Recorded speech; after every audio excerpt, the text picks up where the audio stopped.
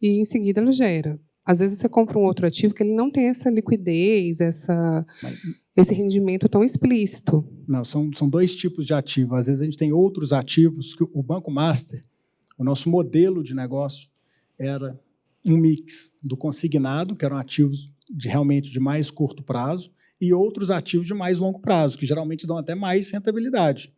Esse era o modelo que a gente estruturou o nosso negócio, e é um modelo que não só o BRB estava interessado, como investidores estrangeiros e outros investidores, né? A gente vê muito na mídia as pessoas criticando o modelo nosso, mas até, como eu disse, até o dia 17 a gente estava dando resultado e estava solvente dentro do mercado. Então, é um modelo que se provou operacionalmente bom ao longo do tempo. Certo ou errado, se a gente errou, é uma questão de opinião de negócio, mas os ativos, o mix de ativos nossos, como eu disse antes, ele era constantemente auditado pelo Banco Central.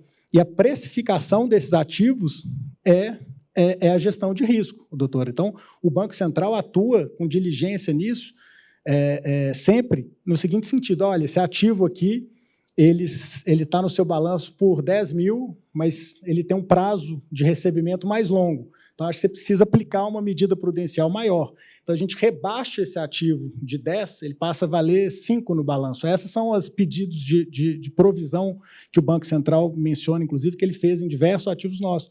Com toda a pressão de fora, de mídia, etc., a gente tinha um nível de provisão dos ativos de longo prazo extremamente pertinente com cada um deles. Isso é uma regra de ponderação de risco e de Basileia que a gente sempre seguiu à risca e sempre foi auditado pelo Banco Central. Por isso que, quando eu falo os ativos que a gente entregou para o BRB, já não é que estavam fora, eram de outros, eram ativos já auditados dentro do Banco Master.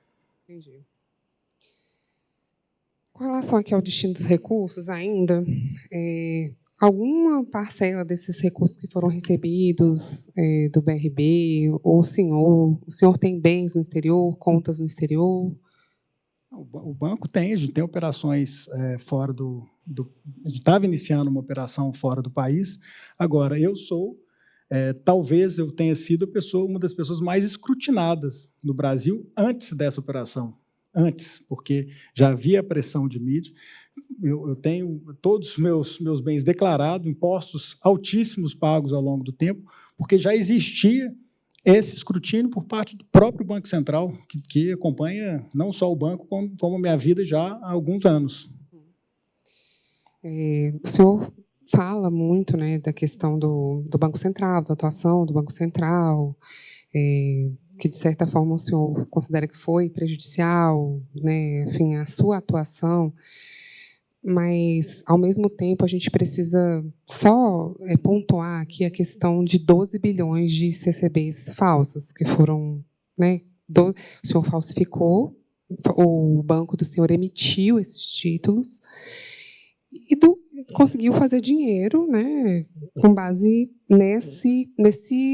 nessa atuação que é criminosa.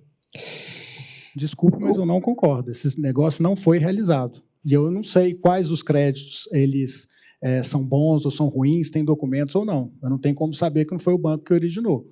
E o negócio não foi realizado ao final. Então, não existiu ação criminosa minha em nenhum momento e nem do banco. Pelo contrário. A obtenção da vantagem não é... Se existisse alguma ação criminosa, o banco tinha que ter tido alguma vantagem e alguém tinha que ter tido algum prejuízo, o que não aconteceu. Mas as CCBs foram emitidas, o senhor imprimiu, porque tem no nosso processo. As CCBs, elas existem. Desculpa, mas a doutora está focada num ponto que é um ponto operacional do processo.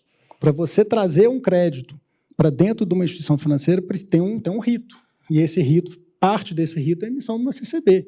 Agora, tanto o negócio não foi concretizado que a gente não registrou nenhum prêmio. Eu poderia ter registrado o prêmio da operação da venda para o BRB. Como a gente tinha um contrato que dependia ainda de ser performado, a gente deixou ele numa conta transitória. Eu poderia ter registrado o prêmio, eu poderia ter cobrado de clientes. A gente não teve nenhuma vantagem com o negócio ao final. Porque essa conta que o senhor mostrou para mim não é a conta do prêmio. A conta que tem aqui é a conta dos pagamentos a terreno. Mas o prêmio também estava na conta transitória. Ele não foi registrado o prêmio no balanço do banco. Ele estava na conta transitória também. Então, ou seja, o banco não teve nenhuma vantagem com esse negócio. Ao longo do tempo, ficou o dinheiro na conta escro e depois a gente vendeu outros ativos, a não ser ter vendido os outros ativos depois do BRB. O dinheiro que o senhor recebeu não ajudou o senhor nessa questão financeira a pagar seus compromissos? Mas a gente cedeu os nossos ativos a preço justo, inclusive com deságio. Os ativos que a gente vendeu mesmo foi essa carteira. Por isso que eu tenho que discordar quando a senhora diz que a gente fez um ato ilícito, que não teve ato ilícito, a transação não ocorreu no final. E é por isso que a gente podia ter evitado isso aqui tudo. A transação não aconteceu. Para um crime ou para uma fraude acontecer, alguém tem que ter vantagem e outro tem que ter prejuízo. Nesse caso, o BRB não teve prejuízo, nenhum cliente teve prejuízo e o Banco Master não teve vantagem nesse negócio. Então, se o cara fez algum processo formal errado, se emitiu a CCB, se fez não sei o quê, são coisas administrativas que o Banco Central poderia ter tratado. Não precisava da gente estar aqui. O senhor acabou de falar aqui que o senhor precisava de dinheiro para pagar os seus vencimentos. Precisava então, o dinheiro, e conseguia. os 12 bilhões não ajudou o senhor? Os 12 bilhões não ajudaram Claro, o senhor? mas a gente vendeu ativos nossos, eu vendi carteira, como a senhora disse, do Will, eu vendi outros ativos, alguns inclusive com deságio. E não só esse, eu vendi ativos pessoais nos últimos 6 meses. Eu fiz todo tipo de esforço para conseguir colocar o dinheiro no banco e honrar compromisso com investidores. Isso não tem nada de errado, pelo contrário. É uma gestão compromissada com o sistema financeiro e com os investidores. Então, no entender do senhor, só existiria um crime se houvesse um prejuízo, é isso? Só existiria o crime se existisse uma transação. Existia um projeto de uma transação, uma promessa de compra. Mas o senhor emitiu as CCBs, confirma? Sim, foram claro, emitidas. Obviamente, não existe um crédito dentro de uma instituição financeira sem ter uma CCB. Mas, assim como essas, diversas vezes a gente já existiu recompra de carteira, desfazimento de operações. Isso é uma coisa usual. A diferença, nesse caso, foi o tamanho. Mas isso não é fora do usual. Caro, só para deixar claro algumas coisas, especialmente para quem não é do sistema financeiro. O senhor afirmou várias vezes que não houve operação. Em outros momentos, o senhor reconhece que houve uma operação em que o banco recebeu 12 bilhões. Inicialmente, por esses 12 bilhões, cedia créditos com a liquidez maior, que eram os consignados. Esses créditos, depois, o senhor diz em algum momento que alguma parte foi devolvida, inclusive o dinheiro para o Banco BRB, mas o BRB depois usou esse mesmo recurso para comprar outros créditos. Esses outros ativos com uma liquidez totalmente diferente dos primeiros que o senhor negociou com o BRB, estou correto? Correto. Outra liquidez e outro resultado também. Exato. Então, nós estamos falando de...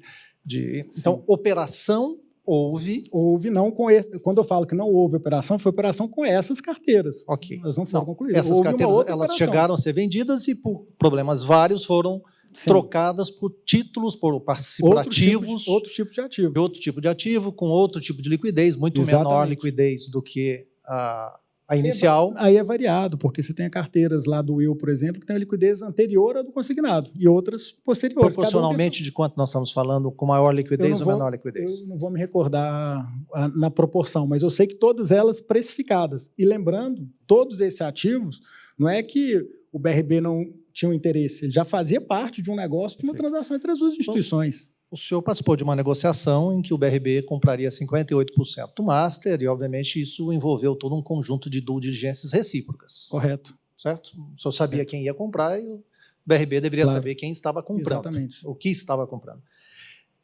O índice de liquidez do BRB, nesse momento, olhando as regras de Basileia, ele era compatível com essa mudança de liquidez da carteira nova de ativos? Eu não consigo responder especificamente pelo BRB, mas eu acredito que sim. Pelo que eu entendi, pelo que eu vi da gestão ali do BRB durante todo esse período, uma gestão responsável. Eu conhecia que o índice de liquidez do BRB, em termos de Basileia, era muito próximo do prudencial. Ele estava flertando bastante ali com um problema de liquidez. Isso era um dado que o senhor tinha conhecimento? Para te falar a verdade, não. Na verdade, O senhor estava vendendo uma parcela significativa do seu patrimônio a um banco que corria o risco. Na verdade, eu imagino que na due diligência, uma das coisas que seria olhar, bom, esse banco tem risco de liquidez? Eu não fiz a diligência no BRB. O BRB fez a diligência no Master, que era uma aquisição. O senhor estava vendendo 58%. Mas eu tinha informações, obviamente, informações do banco, elas são de bancos, elas são, inclusive, abertas.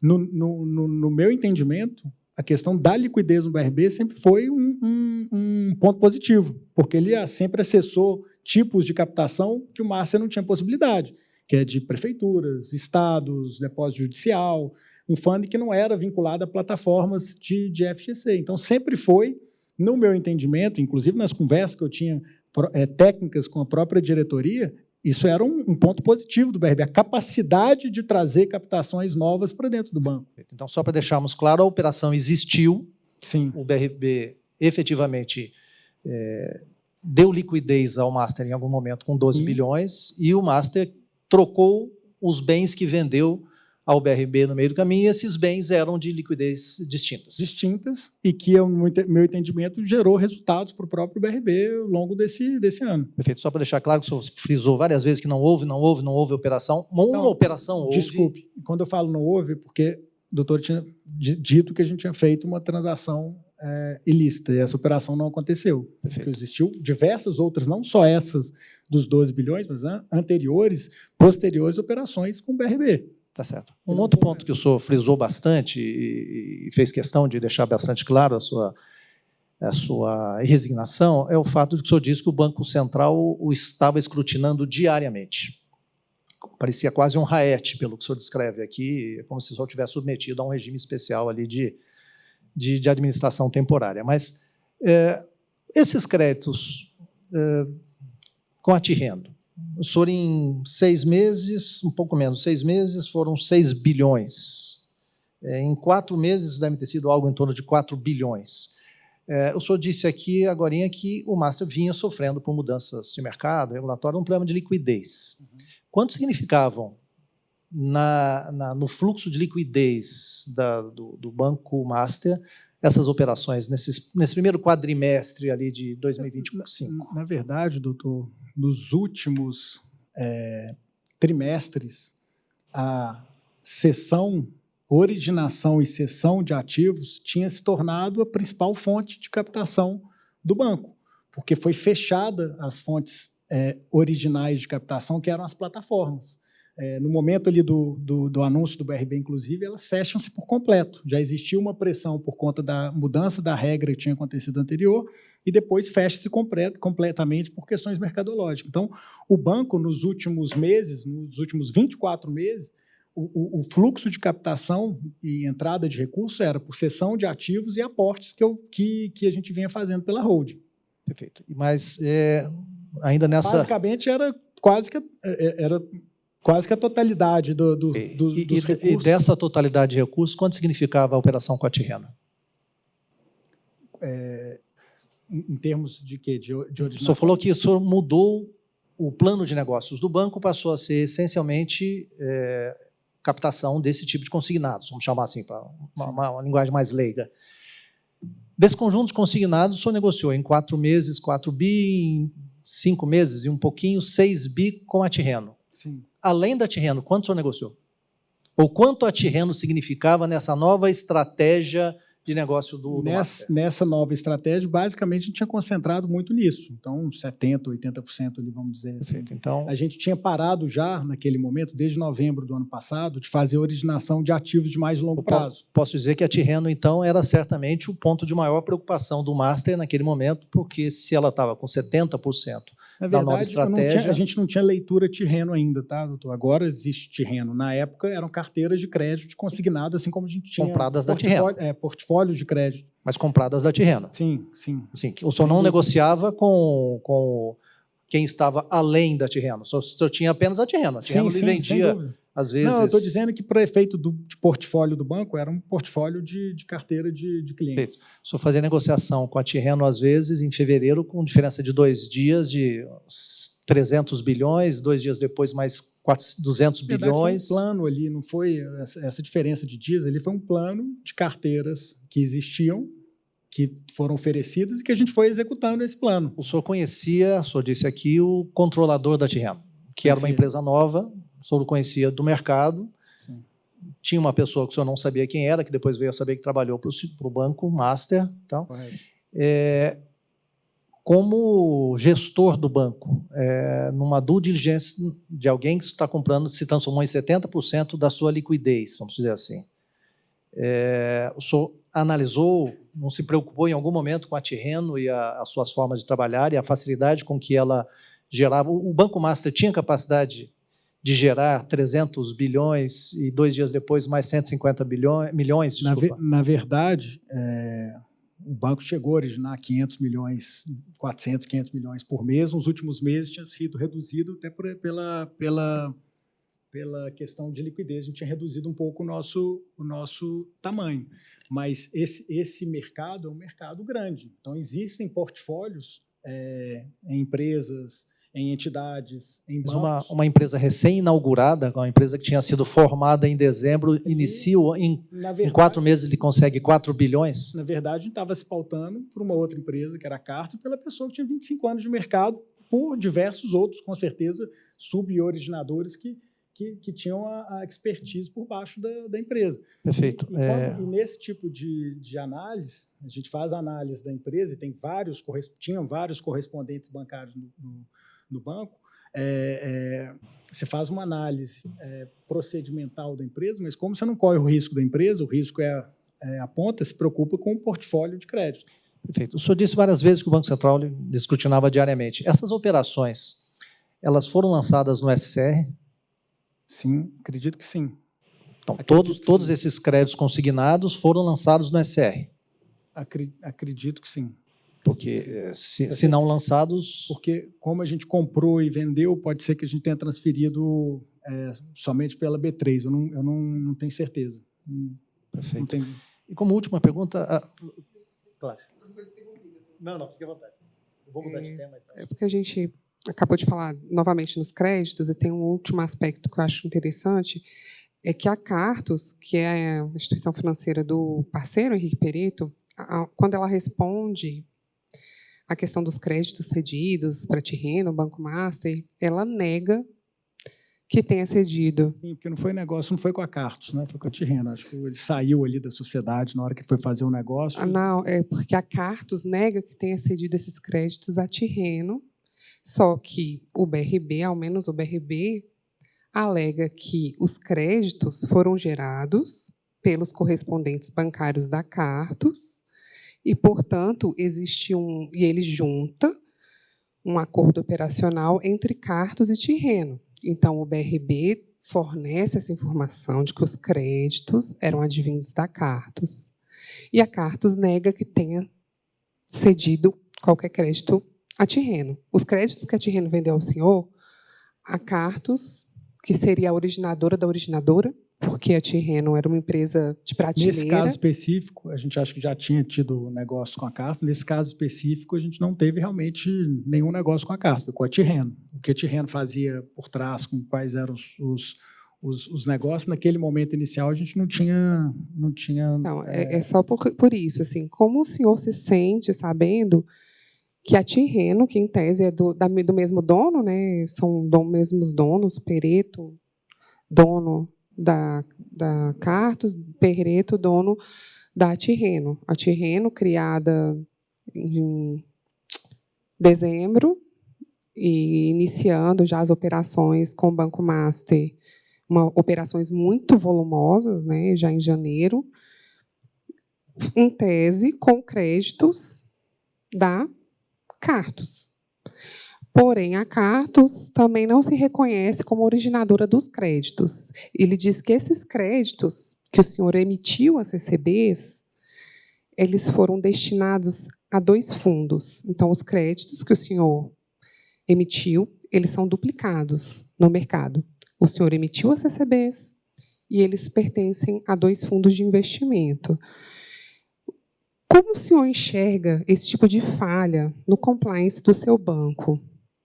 Olha, no momento que a carteira é passada pela Tirreno para o fluxo operacional do Master, tem um procedimento, é feita uma checagem para ver se aquela operação tem limite, tem o limite certo, tem a checagem de compliance do cliente, tem a análise de crédito do cliente. Então, na verdade, no momento inicial, uma vez que está cadastrado ali a Tirreno como originador, não importa quem ela utilizou, quem fez na ponta, o que importa é, como eu disse no começo, o crédito final, é o cliente final. E esse crédito foi analisado não só pelo Master, mas depois pelo BRB. E nessa análise inicial era um crédito que preenchia os requisitos, obviamente faltavam documentações, que por isso a gente deixou no contrato que deveria ter um procedimento de enviar aquelas documentações dentro daquele prazo. Mas, na primeira análise, na análise procedimental inicial, não existia problema naquele crédito. Tanto que a gente passou na nossa análise, depois foi para o BRB e passou no do BRB. Voltando a esse tema, doutor Vocaro, o senhor iniciou 2025 mudando de estratégia e focando e tendo a Tirreno como sua principal parceira. O senhor acabou de dizer que 70% da liquidez vinha das operações com a Tirreno. Nesse contexto, essa preocupação com a documentação não era para ter sido um pouco mais forte, digamos assim? O senhor estava colocando, para usar uma expressão no mercado, quase que todos os ovos na mesma cesta, arriscando. O senhor diz aqui que o risco era dele, que o senhor não chegou a pagar, que ficou preso, mas, de qualquer forma, o senhor estava ali com a liquidez do banco concentrada em um parceiro novo. Uhum. Um dos sócios tinha 25 anos de mercado, mas a entidade em si era nova. Sim. O senhor analisou, acabou de nos dizer que analisou, a equipe do senhor analisou e entendeu que havia coerência na aprovação dos créditos ao tomador final, e ainda assim isso se perdurou 4, 5, 6 meses sem que a documentação chegasse num volume de 4 bilhões, 6 bilhões... Como é que isso... Na verdade, não é que não chegou a documentação, ela foi chegando em partes ao longo do tempo. Para ser sincero, quando a gente fez o negócio, eu não dominava, eu pessoalmente não dominava detalhes de operação de crédito consignado, depois vim a entender quando teve o problema, mas eu acredito que a gente agiu com muito zelo. Primeiro, quando a gente executou o contrato, a gente não liberou nenhum, e não classificou como venda, ou como uma compra e venda normal, até a gente ter a convicção de que tinha 100% da documentação. Então, nós nos precavemos documentalmente, nos precavemos financeiramente, porque a gente não liberou os recursos. Então, ali, naquele momento, quando a gente olha especificamente esse tema, a gente estava muito envolvido também na transação do BRB, de aquisição, em auditorias, etc., no momento que o tema é levantado e que a gente entende que realmente não tinham chegado todos os documentos, que eles foram chegando parcialmente, E, como eu disse no começo, não existia um problema naquele momento, não existia uma comunicação formal do Banco Central, olha, existe esse problema aqui. Mas era do Banco Central a obrigação ou era do banco a diligência? Não, era do banco, mas a gente estava fazendo. Então, naquele fluxo normal de um negócio ali de fevereiro, março, abril, no momento que a gente identifica, e nas conversas com o BRB, a gente determina ali em maio executar, e a gente parte por uma execução de cancelar a transação. Então, acredito que dentro do cenário que existia naquela ocasião da instituição, a gente já agiu com rapidez e com zelo. Mudando de assunto, uma última pergunta, e retomando uma pergunta que a doutora Janaína fez, o senhor teve acesso a documentos sigilosos do Ministério Público Federal, especificamente a 2 procedimentos de investigação em relação a esse caso? Não tive. Perfeito. Satisfeito, excelência. Eu agradeço, senhor Vocaro, por estar aqui hoje. Eu agradeço os doutores por estarem aqui. O senhor tem alguma... Se tiver alguma... Pode. Se eu quiseres. Eu queria só fazer uma fala final. Pode. Só antes, eu vou fazer pouquíssimos... O doutor Adamec. Há uma determinação do ministro de a senhora realizar algumas perguntas que foi feito no roteiro. Ele gostaria que a senhora fizesse essas perguntas, pode consignar outros esclarecimentos solicitados pelo ministro. Certo. Então, doutora Adamec, eu não fiz exatamente iguais as que vieram, mas acredito que todos os temas foram esgotados aqui. Eu peço até desculpa e eu confesso que o senhor me entregou aqui ontem, hoje, as perguntas que o ministro gostaria que fossem realizadas. Eu segui aqui o script praticamente...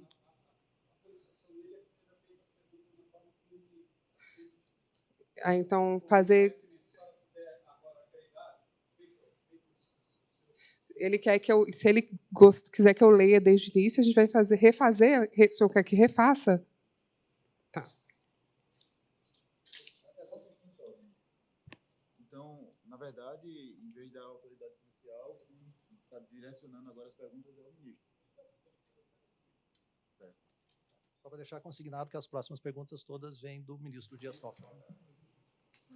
Nossa, até já baguncei aqui o papel. Tem? Ah, então, esse aqui foi. Vou seguir de frente aqui.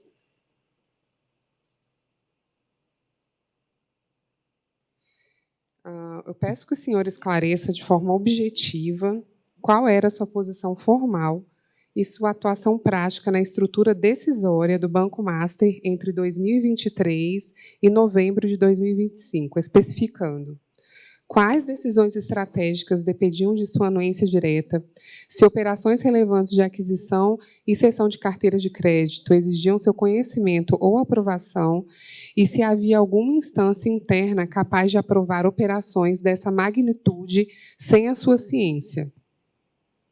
Bom, era desde 23, acho que é a pergunta, até novembro de 25, eu era o presidente, então todas as decisões estratégicas de novos negócios e transações relevantes da instituição dependiam da minha aprovação. Nesse caso específico, sim, era como pela relevância das transações.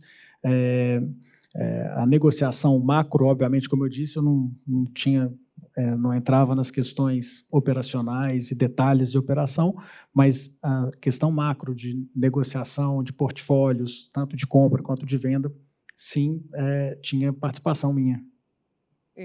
Quando o Banco Master recebeu a primeira comunicação do Banco Central sobre problemas de liquidez, solvência ou irregularidades operacionais, peço que indique a data, o número do documento e o teor da comunicação.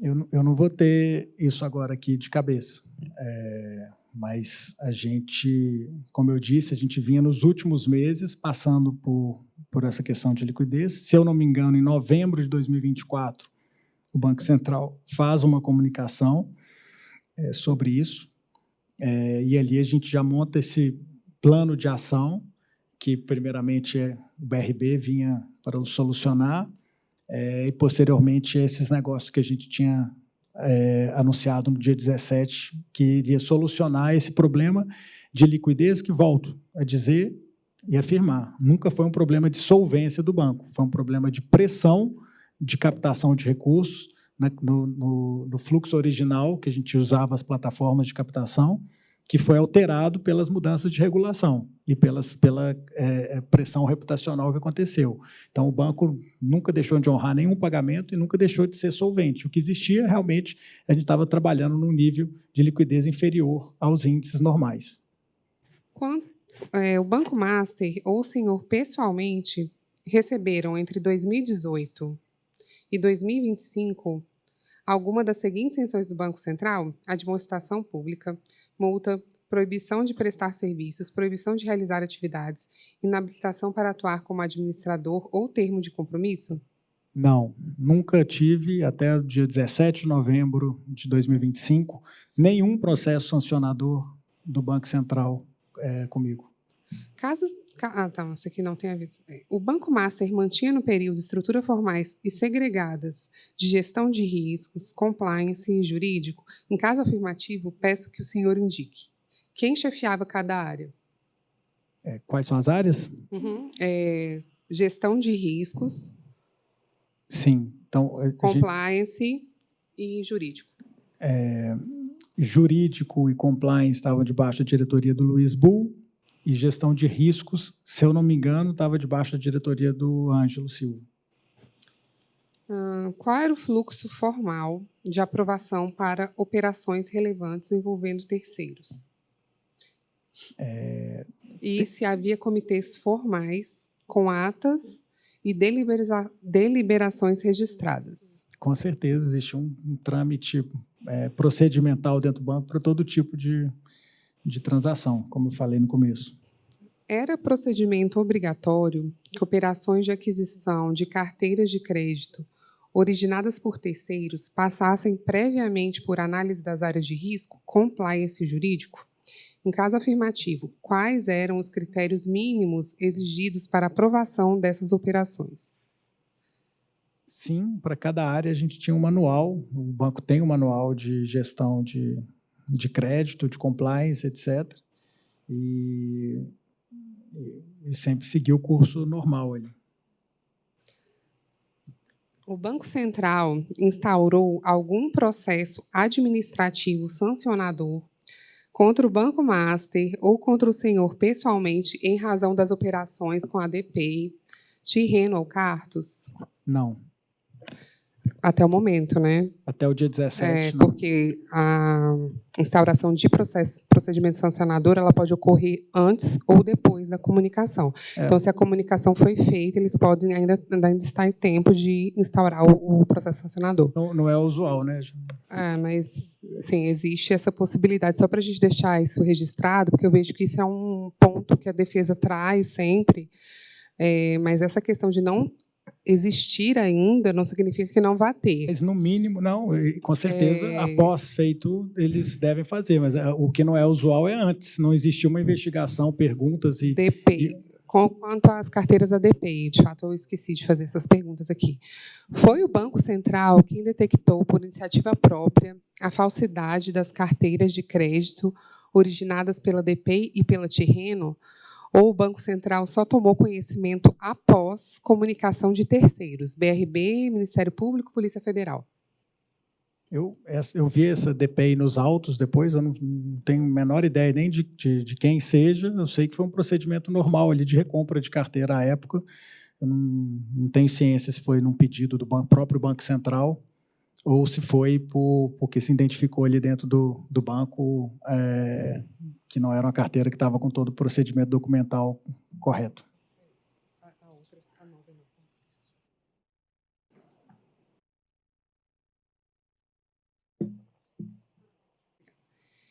Se o Banco Central detectou as irregularidades por conta própria, em que data isso ocorreu, se foi informado por terceiros, quem informou e quando? Das carteiras... Da DPI. DPI? Não tenho ciência. Eu sei que foi feito esse negócio e foi rapidamente desfeito no início do ano. Não tenho conhecimento como foi a época. Entre a detectação das irregularidades e a liquidação extrajudicial do Banco Master, dia 18/11/2025, quanto tempo decorreu? O senhor considera que o Banco Central agiu com a celeridade necessária? Não acredito que agiu.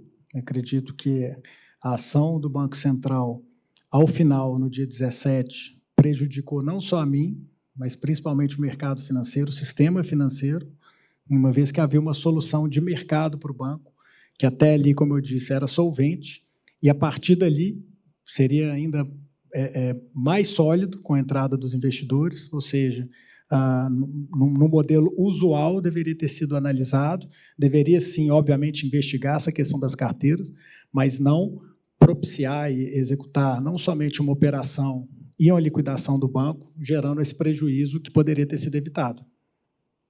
Segundo os documentos do Banco Central, após a recompra da carteira de DPI pelo Master, em 12 de fevereiro de 2025, não foram realizados novos exames pelo BC. Por que o Banco Central interrompeu a fiscalização justamente quando descobriu que as carteiras eram falsas?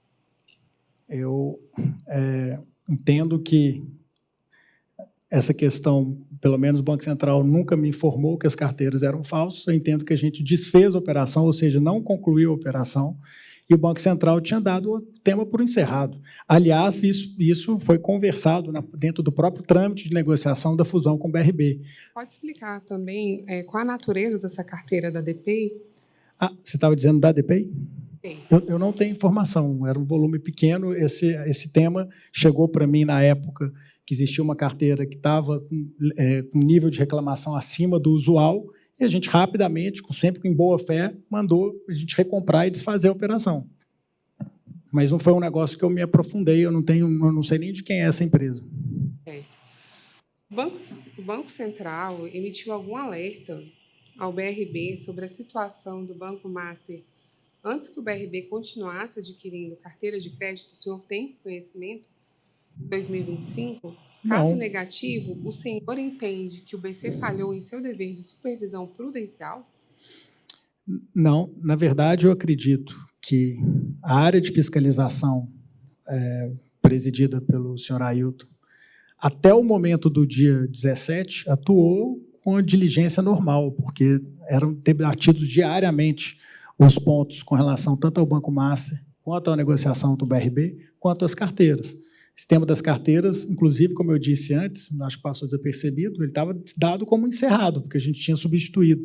A gente estava tratando já de outros temas, que era a tentativa da conclusão da aquisição societária, que acabou não se concluindo, e a partir daí a gente foi migrando para outros assuntos, que era trazer os investidores estrangeiros. Então, o Banco Central, naquele momento, até aquele momento, no meu entendimento, estava trabalhando, e aí eu acho que, talvez não o Banco Central como um todo, trabalhava por uma solução. E eu acho que o grande problema que aconteceu nessa história, doutor, infelizmente, é que dentro do Banco Central existiam pessoas que queriam uma solução de mercado e existiam outras pessoas, departamentos, que queriam que acontecesse o que aconteceu e acabaram vencendo. Acho que essa é a grande questão. Então, talvez o Banco Central como um todo, na minha opinião, não falhou, mas eu acho que algumas áreas e algumas pessoas falharam muito, não só comigo, mas com o sistema financeiro. Considerando especificamente a empresa DPI Soluções e Pagamentos Limitada, peço que o senhor esclareça em que data o Banco Master iniciou relações comerciais com essa empresa, qual foi a primeira operação realizada e quem aprovou o início dessa relação comercial. Pelo volume dessa carteira, eu não tinha conhecimento, não participei dessa transação, acredito que tenha sido uma negociação, essa, e que foi rapidamente desfeita quando se identificou um problema. O próprio Banco Central atestou isso, esse assunto já tinha sido...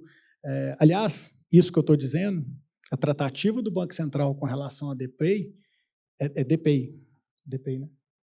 A tratativa do Banco Central com relação à DPI é exatamente o que eles colocaram nos autos do processo. Quando o Ministério Público questiona, olha, essa DPI não foi executada, já foi substituída, acabou, não existe prejuízo para ninguém.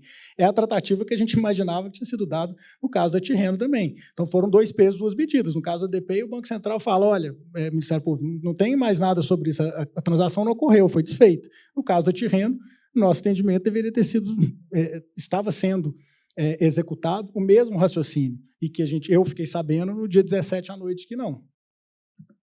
As aquisições de carteiras atribuídas à DPI passaram formalmente pelas áreas de risco, compliance e jurídico do Banco Master?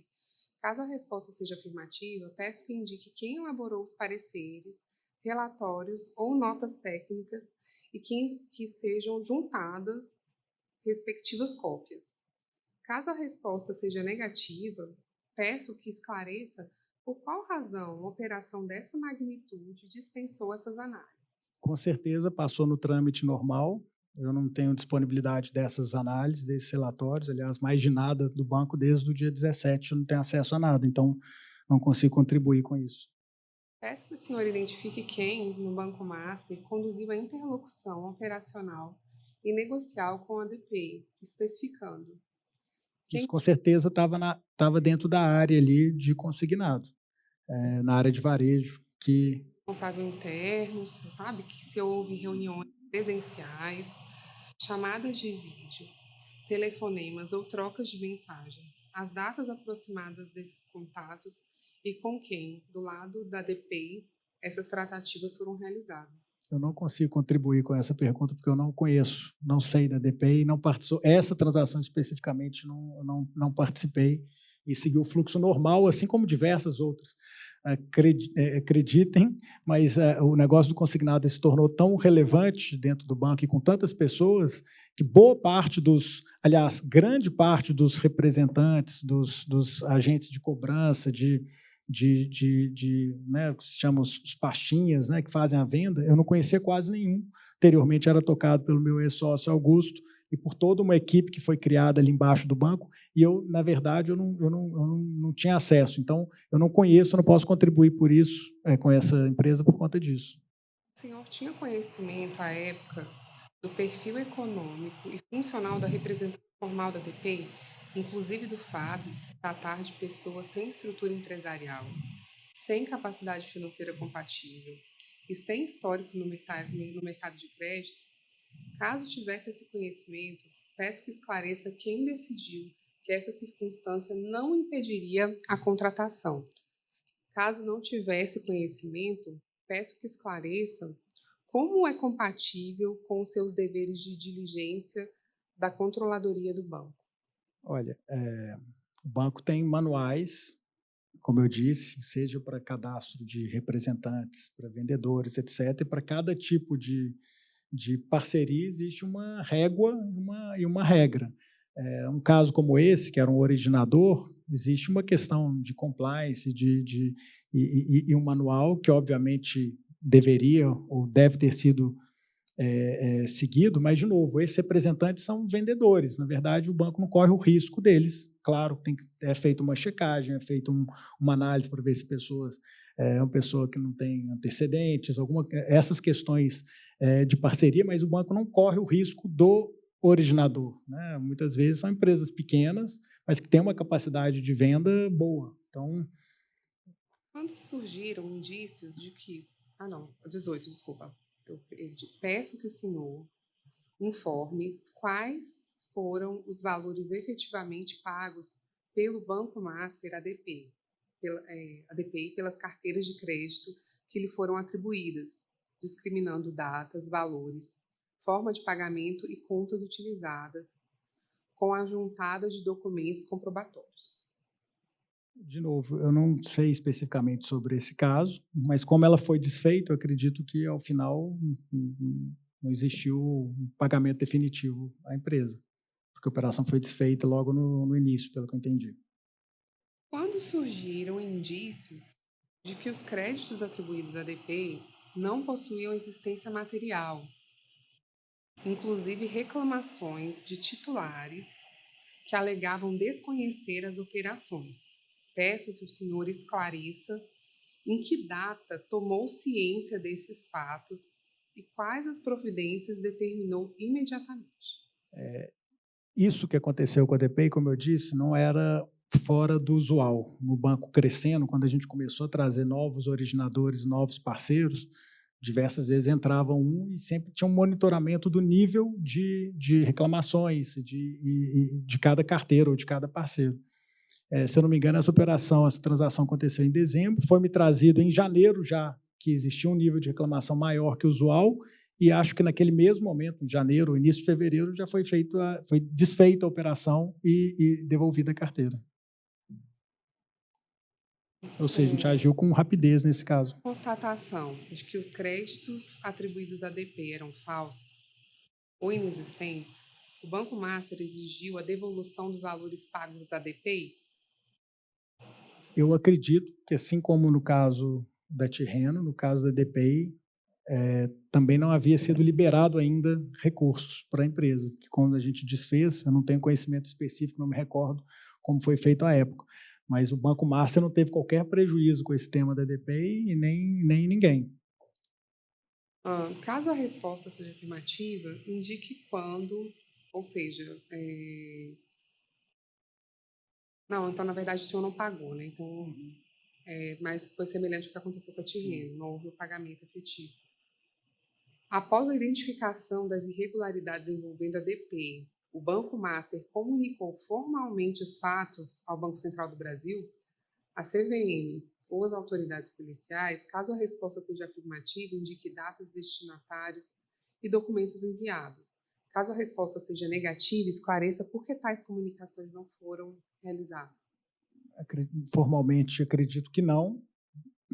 E aí, de novo, pode ser que sim, dentro das áreas lá de compliance tenha sido comunicado, porque tem um procedimento lá usual do banco, diversas vezes havia comunicações à COAF e a outros órgãos que eu não tinha ciência. A área de compliance tinha autonomia para poder fazer isso. Então, se foi realizado, eu não tenho ciência. Da minha parte, não foi feito nenhum comunicado formal, existiu um comunicado informal ao Banco Central, nas conversas que a gente tinha diária com a fiscalização, que a gente tinha desfeito um volume maior, porque, como eu disse, isso já era usual.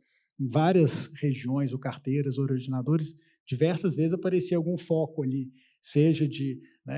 o banco já foi alvo de quadrilhas de falsificação de crédito, inclusive existiu um inquérito sobre isso, que a gente comunicou formalmente, no Sul, em outras regiões, que a gente teve que atuar e a gente tinha esse monitoramento para checar o nível de reclamações. Então, nesse caso, como foi um caso que superou a normalidade, houve o comunicado do desfazimento por mim, na época. Acho que acabou a luz aí.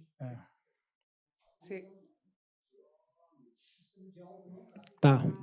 Então, foi comunicado por mim de maneira informal, mas não oficialmente. Continua a gravação mesmo assim? Ou... Pode continuar, então, né?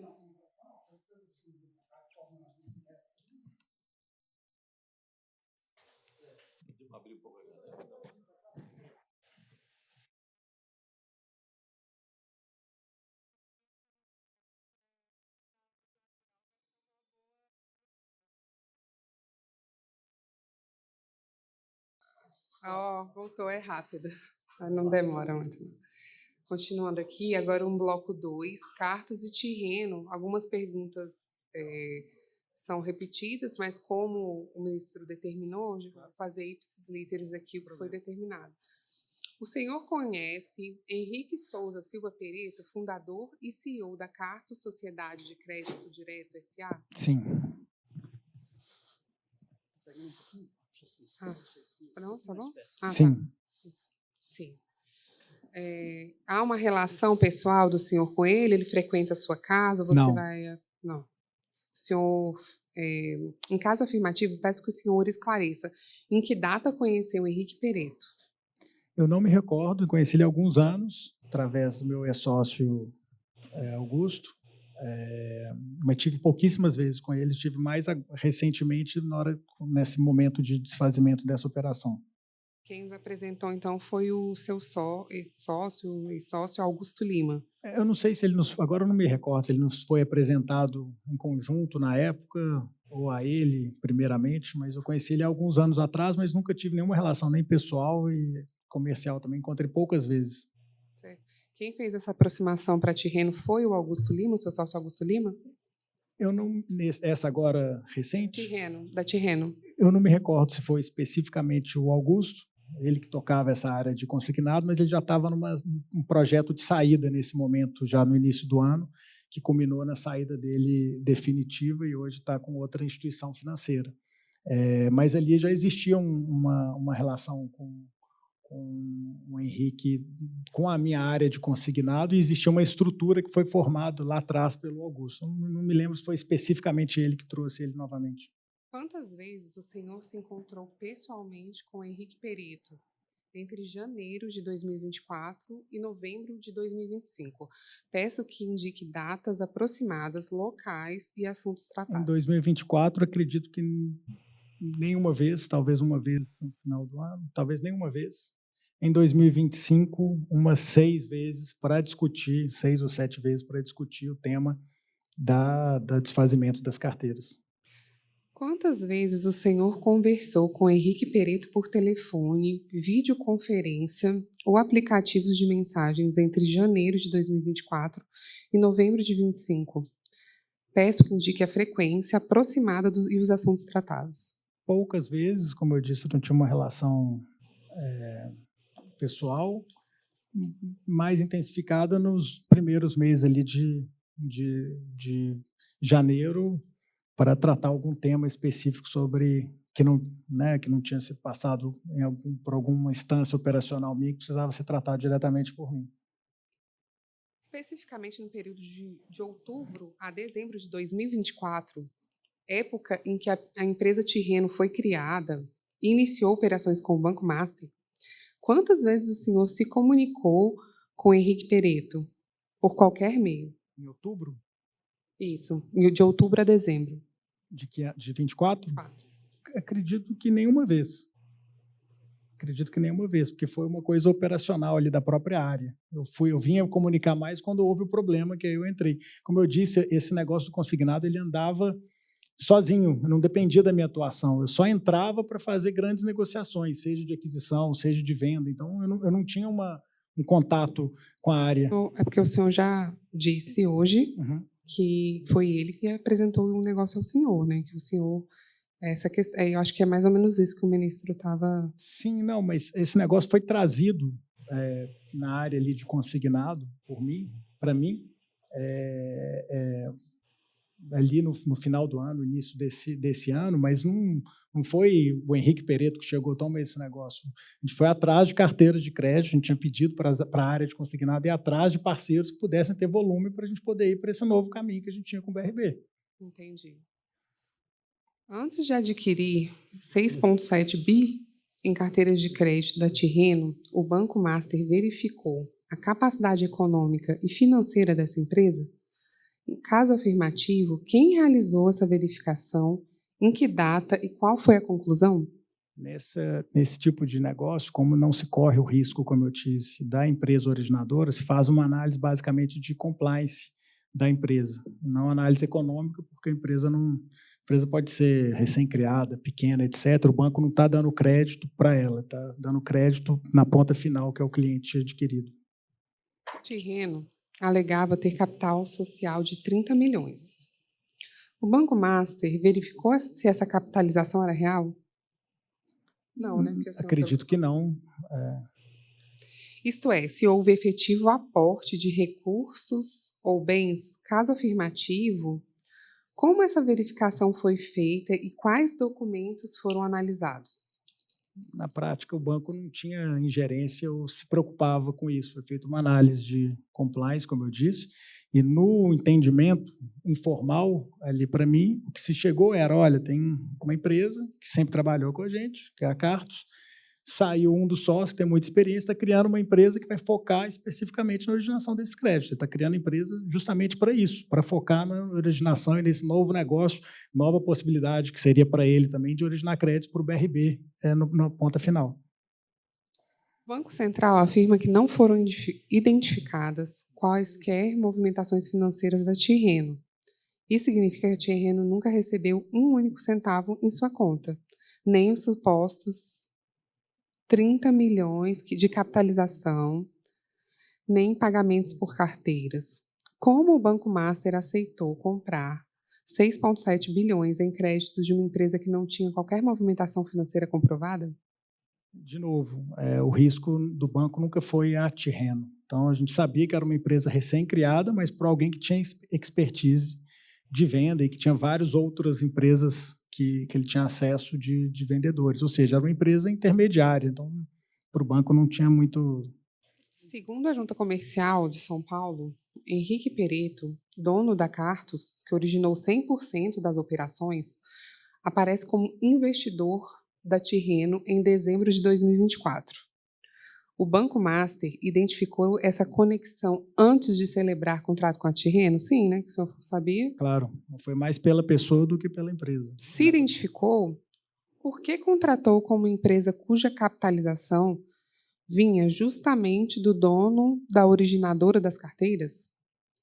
Se não identificou, como é possível que uma due diligence básica não tenha revelado esse fato público registrado na junta comercial? Como eu disse, isso não era relevante para a transação das carteiras.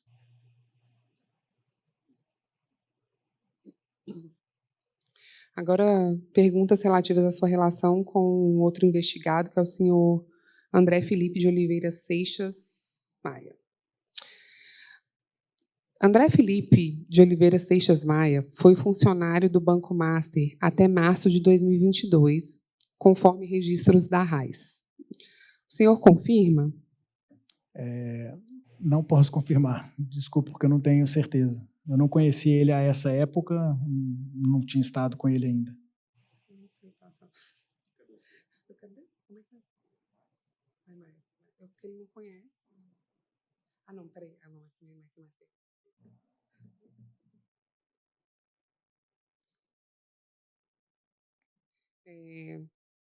O senhor não conhecia, mas eu vou seguir só para não correr o risco do ministro mandar eu voltar. Tá. Então pode passar, né? Eu fico com medo só depois de ter que voltar. Pode voltar.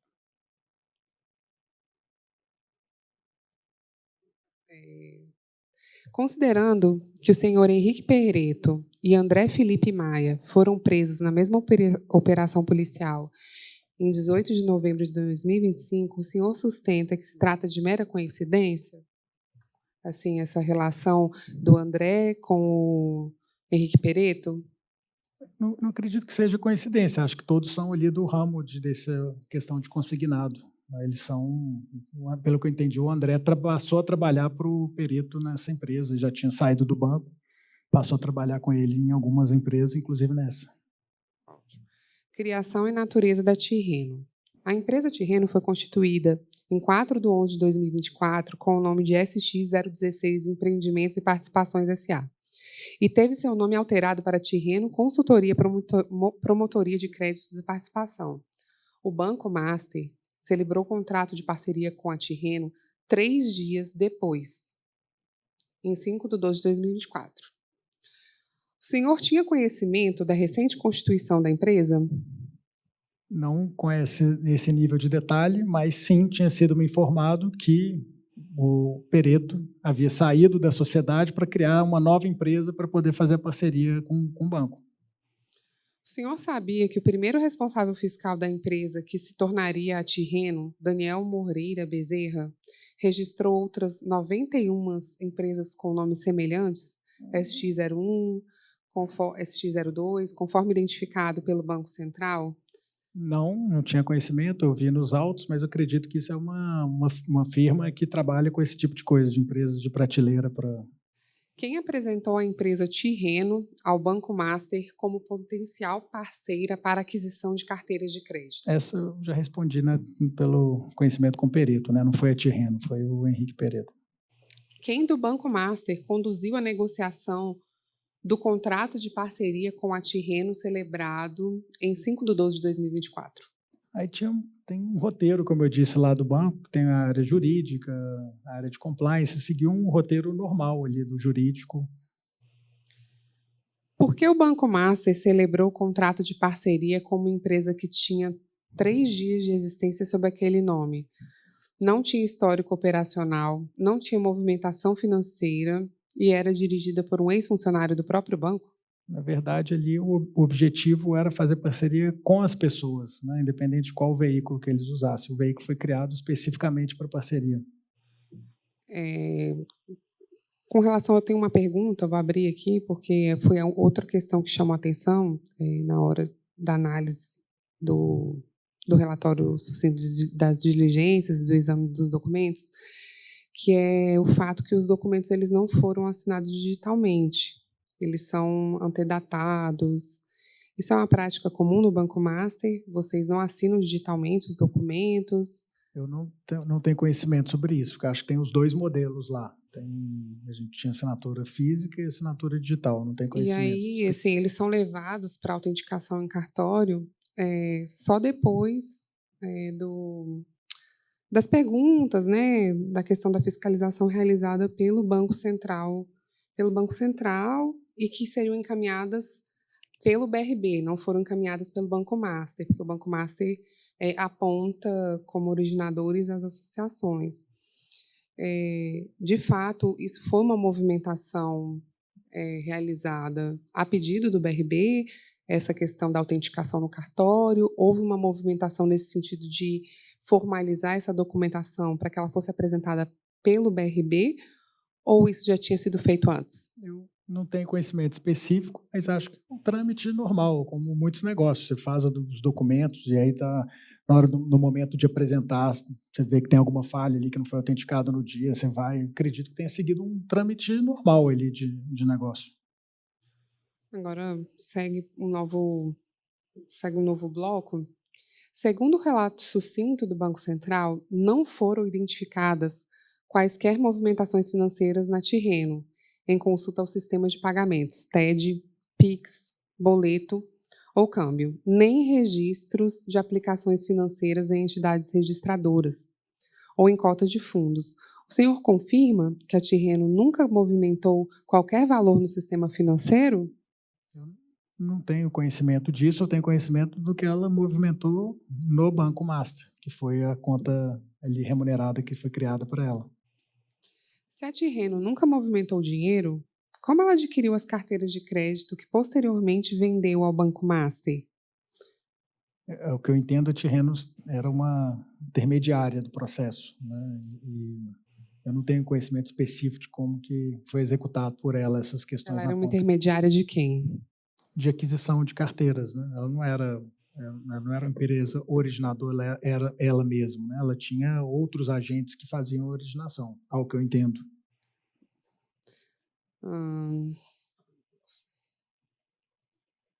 O Banco Master efetivamente pagou a Tirreno pelas carteiras de créditos adquiridas no valor de 6,7 bilhões? Não, a gente não realizou a transação final. A gente fez uma